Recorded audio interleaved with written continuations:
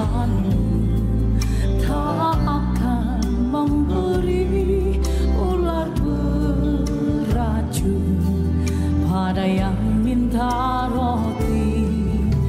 Cobaan yang engkau alami tak melebihi kekuatanmu.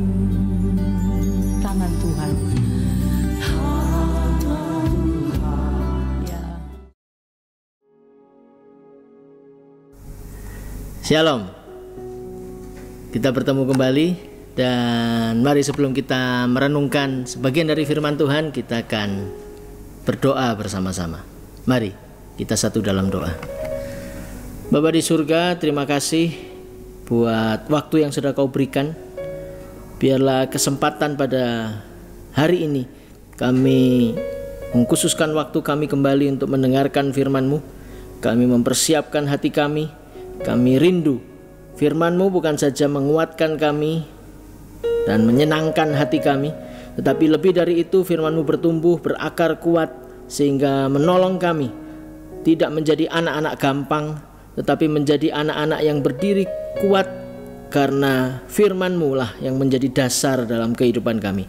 Terima kasih Bapa, kami rindu Roh-Mu yang kudus menyertai setiap kami dan memberikan penjelasan kepada kami, sehingga hati kami diterangi dan kami dimampukan untuk menjadi pelaku-pelaku firman.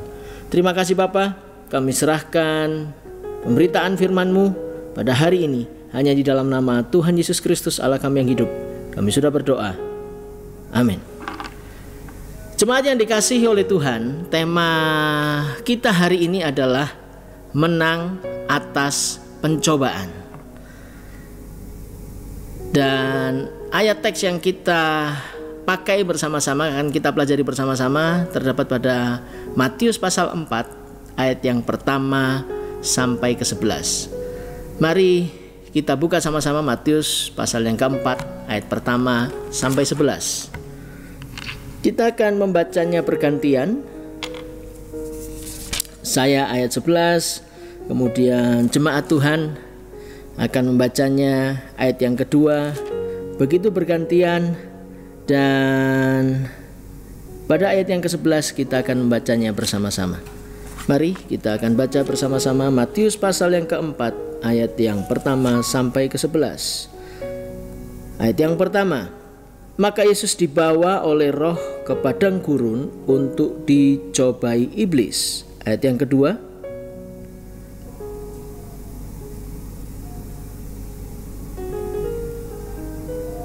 ayat yang ketiga, lalu datanglah si pencoba ini dan berkata kepadanya, jika engkau anak Allah, perintahkanlah supaya batu-batu ini menjadi roti. Ayat yang keempat,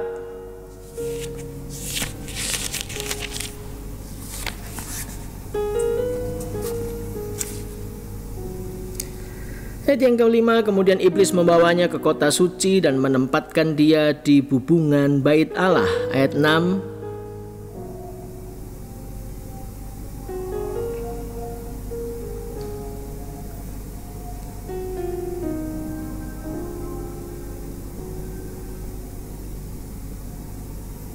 ayat 7, Yesus berkata kepadanya, ada pula tertulis, janganlah engkau mencobai Tuhan Allahmu. Ayat 8,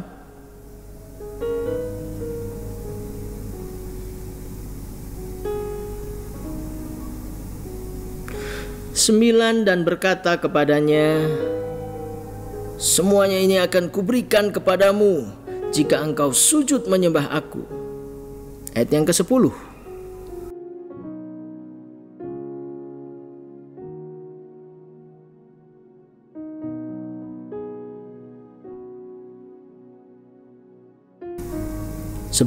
kita akan baca bersama-sama.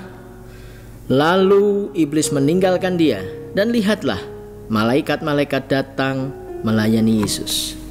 Saudara yang kekasih di dalam Tuhan, ayat ini mungkin sudah termasuk ayat yang sering kita baca, tetapi mari kita melihat bagaimana kisah ini menolong kita bukan saja mendapat teladan dari Yesus ketika Yesus mendapat pencobaan, tetapi juga untuk menolong kita mengerti bahwa ada sebuah penegasan dan kedaulatan Tuhan atas kehidupan kita. Sehingga ketika Yesus menang atas pencobaan, bukan saja kita bisa mengatakan siapakah lawan kita, tetapi lebih dari itu, kita menyadari, kita menemukan diri kita adalah orang-orang yang lebih dari pemenang. Dan apakah itu sebuah pernyataan yang terlalu jumawa, terlihat sombong karena kita mengatakan siapakah lawan kita? Sebenarnya bukan. Kalimat ini adalah kalimat yang menunjukkan bahwa kita mengakui kedaulatan Tuhan atas hidup kita. Bukan kita yang menang atas dosa, tetapi sesungguhnya Yesus yang sudah menang atas dosa. Apa yang sudah Yesus lakukan membuat kita tidak lagi menjadi hamba dosa, tetapi menjadi hamba kebenaran. Dan karena kita menjadi hamba kebenaran, maka kita dimampukan untuk mengatakan, jika Allah di pihak kita, siapakah lawan kita? Tentunya ini bukan satu pernyataan yang memegahkan diri, karena dalam kalimat ini kita sekaligus mengakui semuanya terjadi karena Tuhan memampukan kita, karena Tuhan sudah menang atas dosa. Mari kita akan lihat satu persatu bagaimana pencobaan lepas pencobaan yang datang menghampiri Yesus mampu Yesus selesaikan dengan firman Tuhan, dengan kebenaran, dan Yesus tidak kalah oleh tipu muslihat si jahat. Kita bersyukur karena di awal pelayanan Yesus sudah dimulai dengan sebuah demonstrasi yang sangat luar biasa bahwa Yesus menang atas pencobaan. Dan kita lihat nanti satu persatu pencobaan itu bukan pencobaan yang mudah sebenarnya untuk dilewati begitu saja, tetapi kita melihat bagaimana junjungan kita yang ilahi, Yesus Kristus, mampu melewati semuanya dengan luar biasa dan meninggalkan jejak teladan bagi setiap kita, sehingga kita pun bisa mengatakan, jika Allah di pihak kita, siapakah lawan kita? Ya, sebelum kita lebih jauh masuk dalam satu persatu pencobaan yang Yesus alami, saya teringat dengan sebuah pernyataan dari seorang hamba Tuhan yang besar, dan dia mengatakan kebutuhan seekor hewan itu hanya dua, yaitu kebutuhan reproduksi atau seks, dan yang kedua adalah kebutuhan tentang makan minum atau kebutuhan perutnya.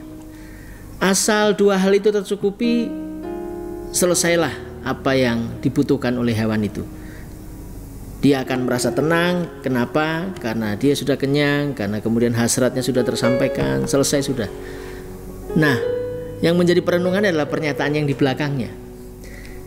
Beliau mengatakan, nah kalau manusia cuma dipengaruhi oleh dua hal itu, disibukkan oleh dua hal itu, maka apa lebihnya manusia dibandingkan dengan hewan? Pernyataan itu sangat keras buat saya dan membuat saya merenungkan sebenarnya apa sih yang dicari manusia? Kalau cuma sekedar kebutuhan biologis, baik makan, minum maupun kebutuhan berhubungan seks misalnya. Kalau cuma sampai berhenti di situ, kita sedang merendahkan nilai dan martabat kita di hadapan Tuhan. Karena sesungguhnya ada hal-hal yang penting yang harus kita kerjakan di dalam kehidupan kita. Salah satunya adalah bagaimana kita menanggalkan manusia lama kita dan mengenakan manusia yang baru, memiliki budaya yang baru, memiliki kebiasaan yang baru, dan menjadi rekan sekerjanya Tuhan. Yesus berumur 30 tahun ketika memulai pekerjaannya. Waktu meninggalkan sungai Yordan, Yesus penuh dengan Roh Kudus dan memimpinnya ke padang gurun. Di sana ia dicobai iblis selama 40 hari. Selama itu pula ia tidak makan apa-apa.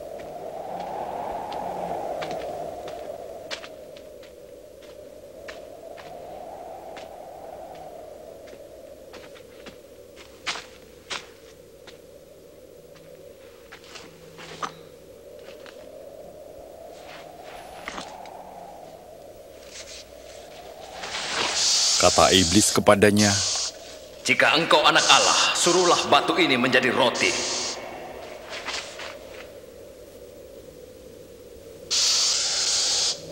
Ada tertulis, manusia hidup bukan dari roti saja, tapi dari firman Allah.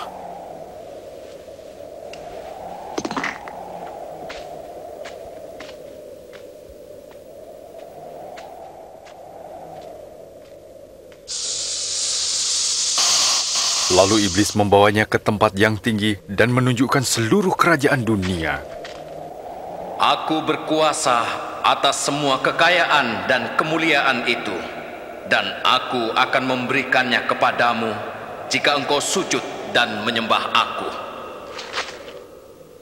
Ada tertulis, sembahlah Tuhan Allahmu, dan pada Dia sajalah kau berbakti.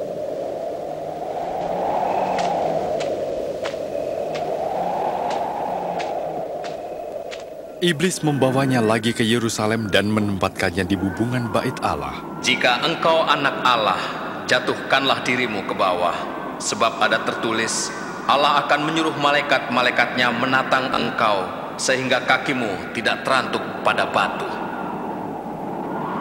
Ada tertulis, jangan engkau mencobai Tuhan Allahmu.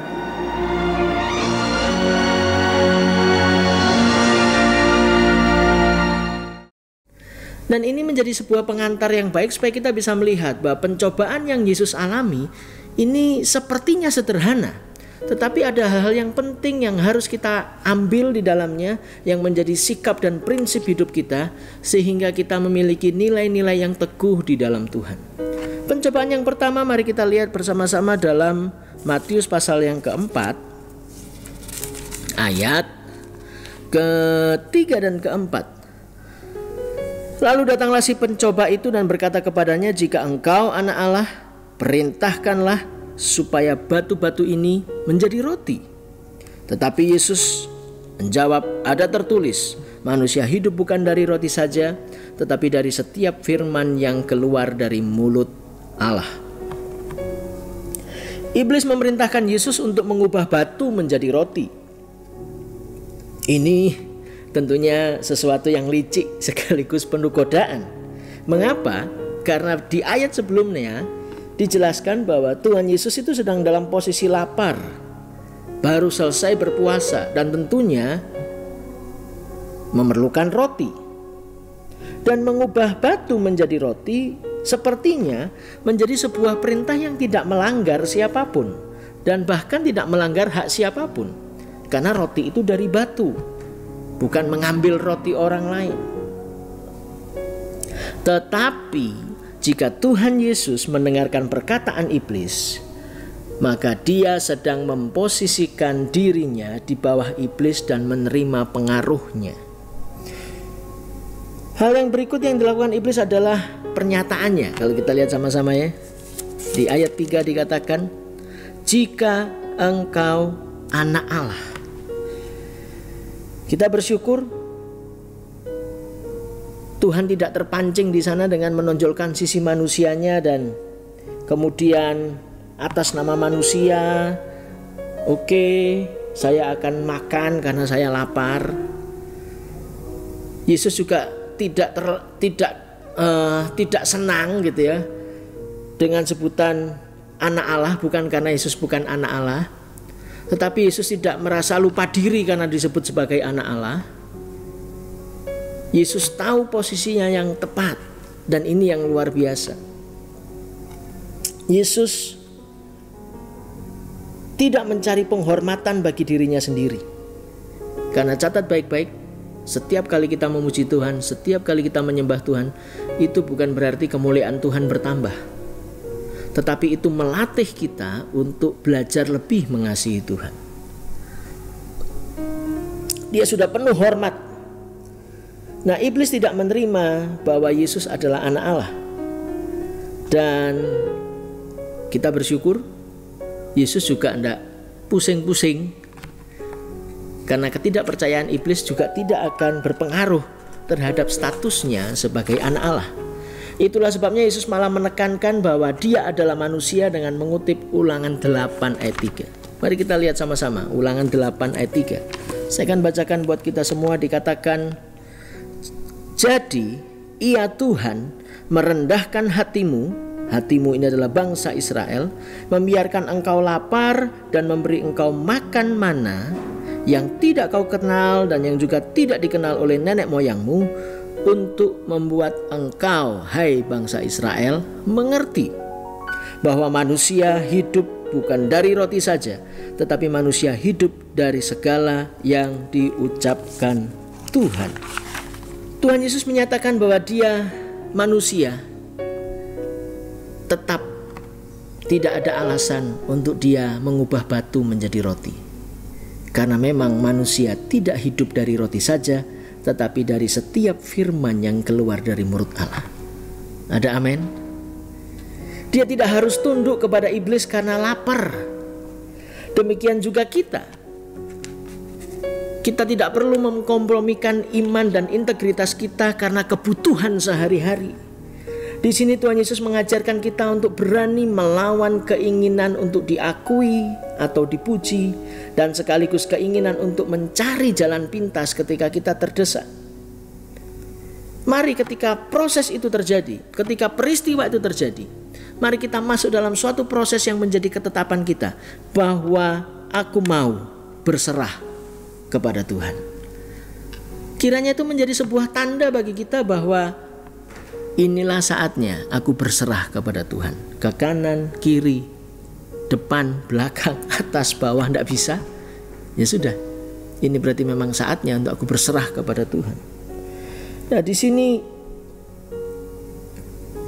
kita harus tahu bahwa oleh anugerah Bapa, kita pun juga akan memperoleh kehidupan kita sehari-hari, penghidupan kita sehari-hari. Kita nggak perlu takut. Kita tidak akan kelaparan. Bahkan secara tegas Paulus dalam 1 Timotius pasal 6 ayat 8 mengatakan, asal ada makanan dan pakaian cukuplah. Karena itu mengapa kita bertindak di luar Tuhan? Mengapa kita harus bertarung, ego kita merasa tersentuh hanya demi kehormatan diri kita? Karena catat baik-baik, kalau kita mau dihormati, ada satu resep yang luar biasa yang Tuhan berikan semasa Yesus hidup, yaitu dalam Yohanes pasal 12 ayat 26. Sekali lagi saya akan membacakan buat kita semua. Dikatakan di sana, barang siapa melayani aku, ia harus mengikut aku, dan di mana aku berada, di situ pun pelayanku akan berada. Dan catat baik-baik, barang siapa melayani aku, ia akan dihormati Bapa. Penghormatan seperti apa lagi yang mau kita minta jika Bapa pencipta langit dan bumi memberikan penghormatannya kepada kita, karena kita menyediakan diri untuk melayani Tuhan. Nah, mengapa kita ketakutan? Mengapa kita pakai cara-cara yang tidak benar untuk mendapatkan makanan kita? Mengapa kita menghina Tuhan dengan menganggap Tuhan tidak sanggup memelihara kita dan keluarga kita? Catat baik-baik, Tuhan sanggup memelihara jutaan orang Israel di padang gurun.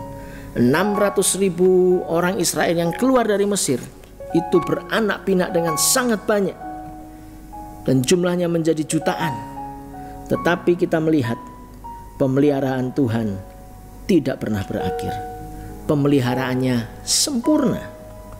Jangan mengambil apa yang bukan hak kita. Lebih baik kelaparan daripada ikut cara yang salah. Kalau mengikut yang salah membuat kita kenyang, tetapi jiwa kita binasa, apa gunanya itu? Itulah pencobaan pertama yang bisa kita pelajari, yaitu bagaimana kita belajar menyadari bahwa manusia hidup hanya karena firman Tuhan. Nah, tetapi memang harus kita akui, tidak mudah kita melewatkan pencobaan yang satu ini. Karena kondisinya jelas-jelas lapar, kondisinya jelas-jelas membutuhkan, dan ada sebuah tawaran yang sangat mengenakkan untuk mengubah batu menjadi roti, dan kalau kita makan selesailah masalah kita. Tapi ternyata tidak sesederhana itu.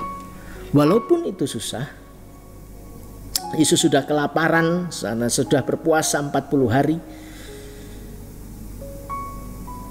Dan pada waktu berakhir Yesus masih ada di padang gurun.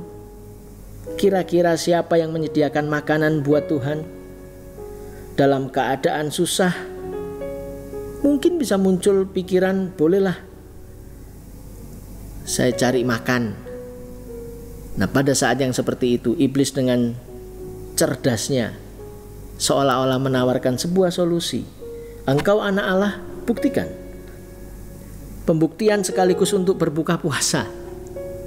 Ubahlah batu menjadi roti. Sepertinya ini adalah sebuah kebijaksanaan. Tetapi tidak. Mengapa? Karena nasihat ini dari iblis yang meragukan status Yesus. Dan seolah-olah tidak tahu waktu yang terbaik dari Tuhan. Mari kita belajar. Tunggu waktu Tuhan. Waktu Tuhan kalau tidak tiba, bukan berarti kita akan mati. Dan Yesus belajar menunggu waktu dari Bapanya. Karena dia yakin Allah Bapanya pasti memelihara hidupnya.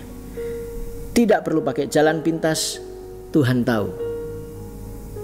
Pasti ada waktunya Bapa akan memberikan makanan buat anaknya. Yang kedua yang menyulitkan kita untuk menang terhadap setan adalah terkadang solusi yang diberikannya tidak secara terang-terangan terlihat berdosa. Selain memang yang pertama tadi situasinya sangat mendukung, yang kedua solusinya sepertinya aman-aman saja kalau kita ambil. Iblis sangat pintar bermain di daerah abu-abu. Iblis tidak pernah mengatakan bunuhlah. Iblis hanya mengatakan, bukankah bahaya kalau misalnya terus-terusan hidup? Iblis juga mungkin tidak akan berkata curilah.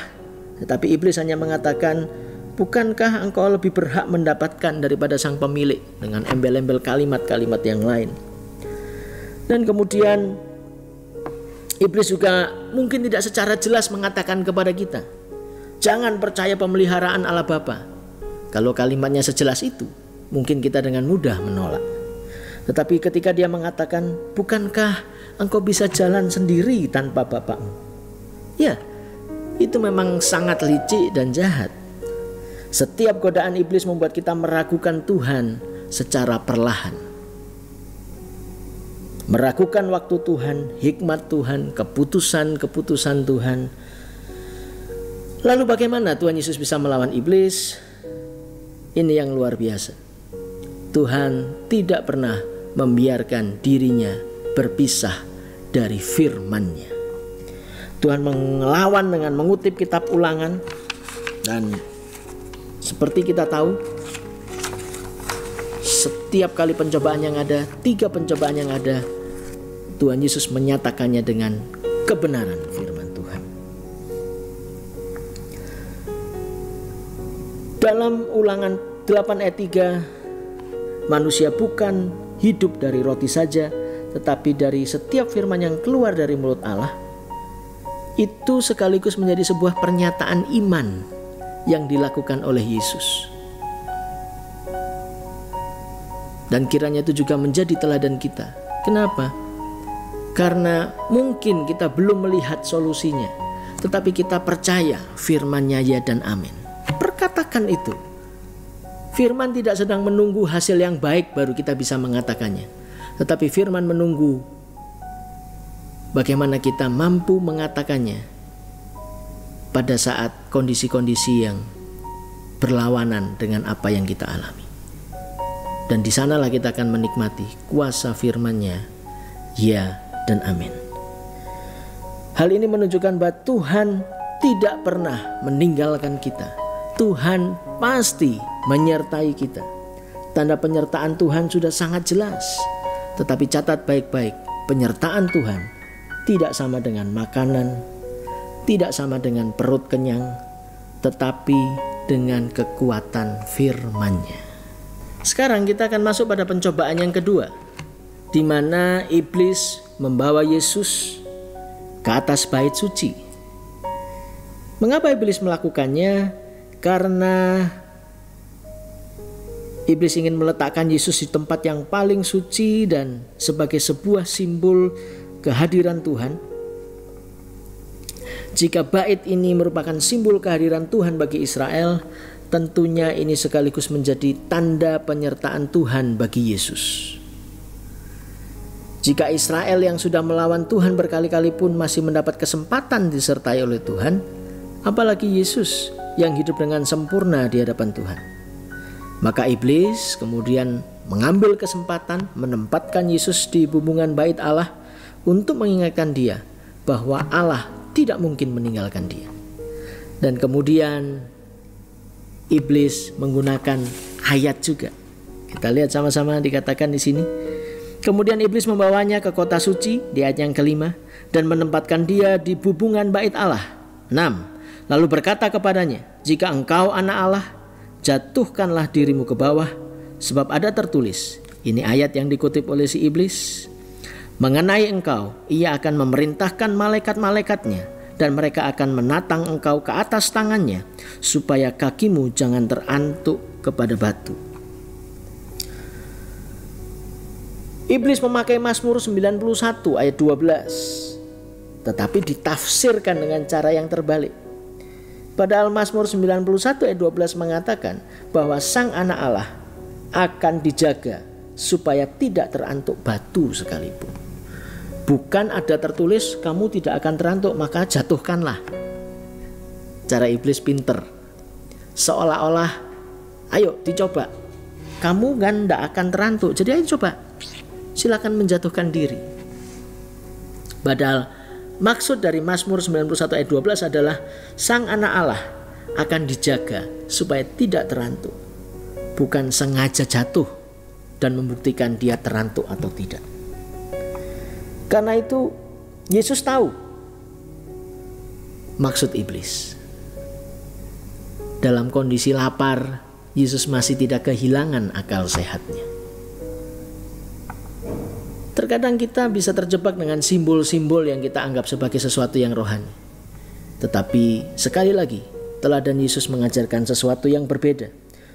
Yesus tidak berdebat dengan iblis, dan catat baik-baik Bapak Ibu yang dikasihi Tuhan, ketika pencobaan itu datang, jangan izinkan kita berdebat dengan si iblis. Kemungkinan kita kalah, karena dia adalah bapak pembohong. Yesus pun tidak berdebat. Tetapi Yesus langsung mengutip firman Allah yang sesuai konteks dari pencobaan si iblis. Dan kembali Yesus mengutip Ulangan pasal 6 ayat 16. Jangan mencobai Tuhan Allahmu. Kita lihat sama-sama di ayat yang ke-7.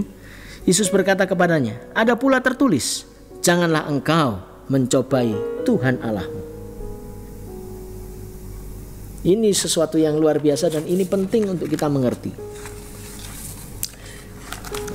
Jangan pernah mempertanyakan penyertaan Tuhan.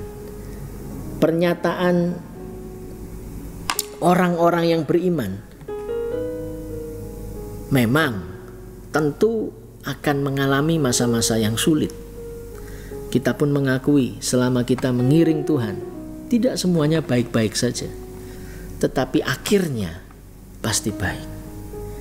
Orang yang beriman tentu akan mengalami masa-masa sulit, di mana mungkin penyertaan Tuhan terasa begitu jauh dan seolah-olah Tuhan meninggalkan dia. Tetapi ini terjadi karena Tuhan sedang menguji mereka dengan kesulitan-kesulitan yang nyata, bukan karena keinginan daging mereka tidak terpenuhi. Ini seruan yang dikatakan karena Allah benar-benar ingin melihat anak-anaknya tetap teguh di dalam pendiriannya. Pada pencobaan yang kedua ini, mari kita renungkan. Jika kita mempertanyakan kehadiran Tuhan dan menuntut bukti nyata pertolongan tangannya,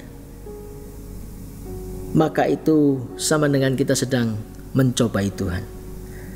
Jangan mencobai Tuhan dengan meminta bukti penyertaannya, karena itu adalah sesuatu hal yang tidak mungkin terjadi. Jika Dia memang menyertai kita, tentu iman kita yang sejati akan menyatakan betapa besarnya, betapa jelasnya penyertaan Tuhan atas hidup kita. Ketika kita menyadari bahwa kita lemah dan kita merasa kehidupan kita sudah meninggalkan Tuhan, maka pertanyaan-pertanyaan ini akan sangat mudah muncul. Dan pertanyaan-pertanyaan ini seharusnya adalah pertanyaan yang tidak sepantasnya kita tanyakan kepada Tuhan. Mari kita terus mengalami pertumbuhan di dalam Tuhan. Dalam setiap masalah yang kita hadapi, mari katakan kepada Tuhan, Tuhan, kalau dulu Engkau pernah menolong saya, maka saya percaya Engkau Allah yang tidak pernah berubah, dulu, sekarang, dan sampai selama-lamanya. Hal ini pun saya percaya Engkau pasti menolong saya. Nah, sepanjang sejarah kita melihat, terutama dalam perjalanan bangsa Israel, tiang awan dan tiang api itu kurang apa? Ketika bangsa Israel kelaparan, Tuhan berikan mana dan burung itu kurang apa? Tetapi berulang kali bangsa Israel merasa tidak yakin atas penyertaan Tuhan. Seolah-olah apa yang baik yang pernah Tuhan kerjakan dalam kehidupan mereka hilang begitu saja. Yang kedua yang dapat kita ingat terus adalah, selain tadi yang pertama bagaimana kita tahu bahwa jangan pernah meragukan penyertaan Tuhan, yang kedua kita harus ingat bahwa Tuhan tidak berkewajiban untuk memenuhi tuntutan kita dalam situasi yang kita hadapi, terutama pada situasi-situasi yang terjadi karena kesalahan kita sendiri, karena kebebalan kita sendiri. Tuhan juga tidak akan menolong kita untuk mencapai keinginan kita yang liar. Dia tidak akan menolong kita untuk mempermainkan penyertaannya. Tetapi hati-hati, ketika kita mulai mempermainkan hal ini, maka iblis akan mempermainkan konsep kita tentang Allah dengan mengatakan bahwa Allah berkewajiban untuk terus membahagiakan kita. Allah itu harus ada bagi kita.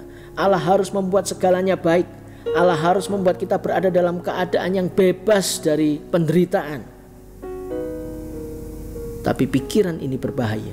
Mengapa? Karena cara berpikir ini adalah cara yang salah. Kita ini sebenarnya diciptakan untuk melayani Tuhan, bukan Tuhan yang melayani kita. Tuhan tidak berkewajiban untuk memenuhi segala kehidupan kita karena dedikasi kita. Tuhan tidak harus mengikatkan diri untuk kebahagiaan kita. Jikalau Dia rela memanggil kita, memberikan berkat-Nya, memberikan kemuliaan-Nya, membebaskan duka cita kita menjadi sukacita, itu terjadi karena kerelaannya. Tidak pantas bagi kita untuk menuntut Tuhan sesuai dengan apa yang kita mau. Jika kita menuntut Dia untuk menyukakan hatinya, maka kita sedang mencobai Dia seperti orang Israel. Mari kita mengambil sikap hati yang benar melalui pelajaran dari pencobaan yang kedua. Dan akhirnya kita sampai pada pencobaan yang ketiga. Dalam ayat ke-8 dan ke-9, iblis melancarkan serangannya yang terakhir dan membawa Yesus ke gunung yang sangat tinggi untuk memperlihatkan seluruh isi dunia, kerajaan dunia kepadanya. Iblis membawa Yesus ke sana untuk menunjukkan kemuliaan kerajaan dunia ini. Mungkin muncul pertanyaan bagi kita, terus bukankah Tuhan menciptakan dunia ini dan seluruh dunia milik Allah? Kenapa iblis menawarkan itu kepada Allah? Sebenarnya yang iblis tawarkan itu bukan dunianya, karena dunia telah jatuh ke dalam dosa. Tetapi yang ditawarkan oleh iblis adalah bagaimana dunia ini akan diserahkan kepada Allah kalau Allah menyembah iblis. Apakah ini mempan untuk Tuhan Yesus? Mungkin sepertinya kita akan berpikir, iblis ini kurang cerdik. Wong jelas Tuhan Yesus tidak mungkin menyembah iblis. Tapi jangan salah, iblis juga tahu bahwa Yesus harus mengalami sengsara sedemikian rupa sampai tercatat dengan sangat jelas peristiwa yang baru saja kita lewati, peristiwa Paskah, yaitu bagaimana Yesus bergumul di Taman Getsemani, dan pergumulannya yang sangat berat itu membuat saraf-saraf di dalamnya, peredaran darah di dalamnya mengeluarkan darah. Keringatnya menjadi seperti darah. Begitu berat pergumulan Yesus, dan setan tahu nanti Yesus akan bergumul seperti itu. Karena itu setan memberikan sebuah shortcut, memberikan sebuah jalan pintas. Tuhan Yesus akan mewarisi dunia ini karena ketaatannya kepada Bapa dengan berkorban di kayu salib. Iblis menawarkan jalan pintas. Yesus tidak harus menderita di kayu salib, ia hanya perlu sujud satu kali saja kepada iblis dan semuanya selesai. Inilah sebenarnya tawaran iblis bagi Yesus. Dunia ini akan menjadi miliknya dan dia bisa mengubah segala tatanan sesuai dengan kehendaknya. Hanya satu syaratnya, sembah iblis satu kali saja. Apakah ini tawaran yang baik? Saya berharap kita semua dengan sepakat mengatakan tidak. Ini adalah tawaran yang penuh tipu daya. Salah satu hal yang akan terjadi bila mana kerajaan Allah dinyatakan di dunia adalah hancurnya kuasa iblis. Tetapi kalau Yesus menggunakan cara yang tadi, kuasa iblis tidak hancur. Dunianya didapat Yesus, tapi iblisnya tidak hancur. Itulah sebabnya Tuhan Yesus menolak iblis dan mengusir dia. Tuhan Yesus sekali lagi menggunakan menggunakan ayat, yaitu Ulangan pasal 13 ayat yang keempat. Yesus menegaskan, dia tidak berminat menjadi penguasa, dia hanya ingin mentaati program Bapa di dalam dirinya. Yesus tidak ingin menjadi yang terbesar dengan menjadi penguasa, dia hanya ingin dianggap setia oleh Bapanya. Dia tidak ingin menjadi Tuhan di atas segala Tuhan, karena Yesus hanya ingin menjadi hamba yang setia. Yesus tidak ingin jalan yang mudah. Yesus menginginkan setia, walaupun berarti itu penderitaan dan salib serta kematian bagi Yesus. Dari pencobaan yang terakhir ini, pencobaan yang ketiga, ada 3 hal yang bisa kita pelajari dan menjadi perenungan kita. Yang pertama adalah kenikmatan ke dunia, yang kedua adalah jalan pintas, dan yang ketiga adalah ketundukan kepada iblis. Mari kita lihat, kita perhatikan satu persatu. Yang pertama, iblis menawarkan kenikmatan dunia dengan segala apa yang ada di dalamnya. Pertanyaannya, apakah salah kalau kita menikmati dunia dengan isinya? Tentu tidak. Tetapi kita harus tahu bahwa yang dimaksud di sini bukanlah hanya kenikmatan dunia. Iblis menawarkan kerajaan dunia, segala kemegahan, kenikmatan, dan kemuliaan dunia yang lepas dari Allah. Catat baik-baik. Kenikmatan di sini adalah kenikmatan yang lepas dari Allah. Ini yang ditawarkan. Iblis tidak menawarkan kesenangan, tetapi iblis menawarkan kesenangan dengan mengabaikan Allah. Inilah kerajaan dunia itu, yaitu kesenangan dengan mengabaikan Allah, kemuliaan tanpa memperdulikan Allah, kenikmatan tanpa mengingat Allah. Saudara yang dikasihi oleh Tuhan, kalau kita melihat sebuah perilaku koruptor, dia tahu korupsi itu salah. Tidak ada satupun koruptor yang tidak menyadari korupsi itu salah. Tetapi ketika dia melakukan tindak kejahatan korupsi, yang dia pikirkan adalah kenikmatan dengan mengabaikan kebenaran. Itulah yang disebut oleh kerajaan dunia. Ketika kenikmatan itu kita ambil tanpa kita mengingat ada Tuhan yang menguasai kehidupan kita. menikmati hidup, menikmati kedudukan, menikmati harta, menikmati kesenangan, nama baik, semuanya, kalau tidak menyertakan Allah di dalamnya, itu sama dengan kita hidup di luar Allah, hidup yang terpisah dengan Allah. Jadi dengan kata lain, jika kita menikmati segala berkat Allah, tetapi kita sendiri tidak pernah mengasihi Dia, tidak pernah mentaati Dia, tidak pernah mau mengenal Tuhan lebih lagi, maka kita sedang menikmati kerajaan dunia. Hal yang kedua yang iblis tawarkan adalah jalan pintas. Dengan semboyannya, kenapa ikut proses yang lama? Kalau memotong jalur bisa lebih cepat. Yesus tidak harus menunggu waktu yang lama untuk menebus manusia dengan menderita dan mati di kayu salib pada waktu yang Tuhan tentukan. Dia bisa saja langsung memperoleh dengan satu kali sujud kepada iblis. Tetapi itu tidak diambil oleh Yesus. Hal itu sekaligus mengingatkan kita, apakah kita akan menjual harkat dan martabat kita hanya dengan menyerahkannya pada godaan iblis? Godaan untuk mulai sogok menyogok, godaan untuk memanfaatkan relasi untuk memperoleh sesuatu yang mungkin belum tentu Tuhan mau berikan bagi kita. Godaan untuk melakukan kecurangan, godaan untuk meraih keinginan daging dengan cara mendukakan hati Tuhan. Mari kita ingat cara Yesus menghadapi iblis. Ia mengusir iblis dan mempertahankan imannya hanya mau tunduk kepada Allah Bapa. Dan yang ketiga adalah permintaan iblis untuk menyembah Dia. Ini merupakan inti dari segala godaan iblis. Iblis ingin dianggap sebagai Allah. Iblis ingin disembah. Iblis ingin Yesus pun tunduk menyembah Dia. Tetapi dia ingin tempat yang tertinggi akan diturunkan di tempat yang terendah. Catat baik-baik.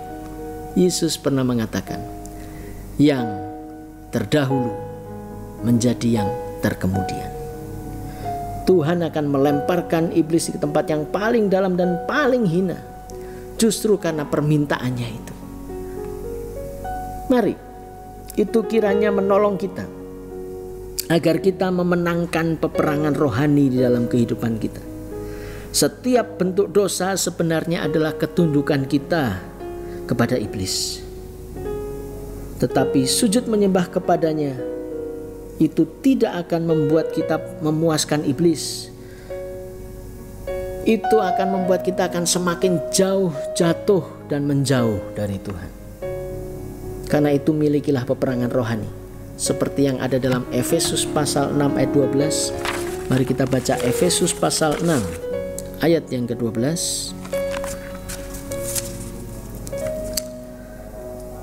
Karena perjuangan kita bukanlah melawan darah dan daging, tetapi melawan pemerintah-pemerintah, melawan penguasa-penguasa, melawan penghulu-penghulu dunia yang gelap ini, melawan roh-roh jahat di udara.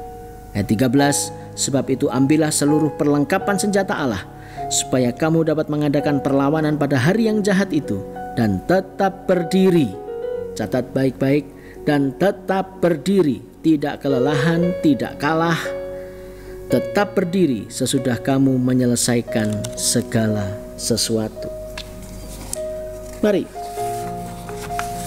saat ini kita merenungkan, dan kiranya ini juga menjadi doa kita bersama. Dalam ayat yang ke-11, Tuhan Yesus melawan dan iblis pun lari dari Dia. Iblis meninggalkan Yesus, dan setelah itu kita melihat Matius mencatatnya bahwa malaikat utusan Tuhan pun datang. Kedatangan para malaikat ini untuk melayani Tuhan dan memberikan jawaban kepada semua kesetiaan Yesus yang tidak kalah oleh pencobaan iblis.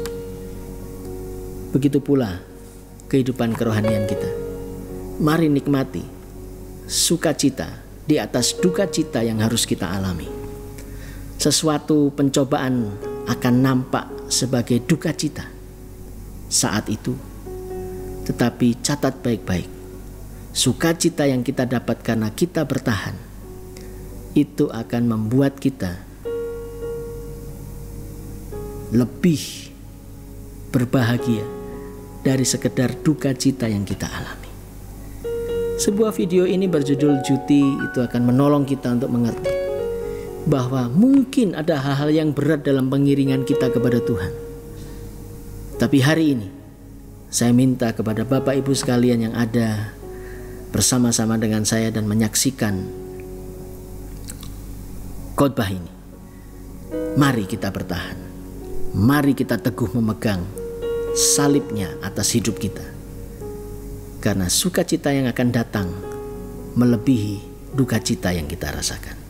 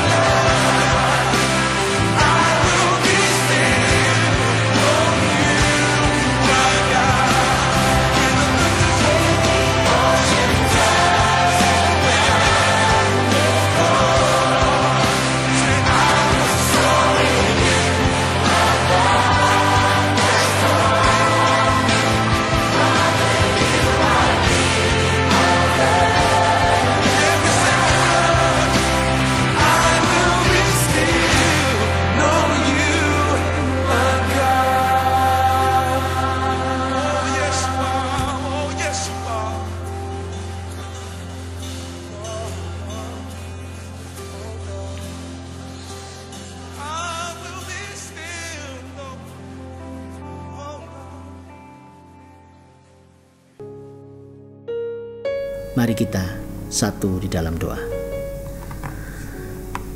Bapa di surga, Engkau menolong kami agar kami tumbuh sebagai anak-anak Tuhan yang bukan tergolong sebagai anak-anak gampang, sehingga kami mudah diombang-ambingkan oleh kenyataan hidup. Tetapi mampukan kami menang atas pencobaan sama seperti teladan-Mu yang telah Kau berikan di dalam kehidupan kami. Dan lebih dari itu, Engkau menjanjikan kepada kami bahwa kami sesungguhnya adalah orang-orang yang lebih dari pemenang. Karena itu mampukan kami Tuhan untuk melewati masa-masa yang berat apapun di dalam kehidupan kami.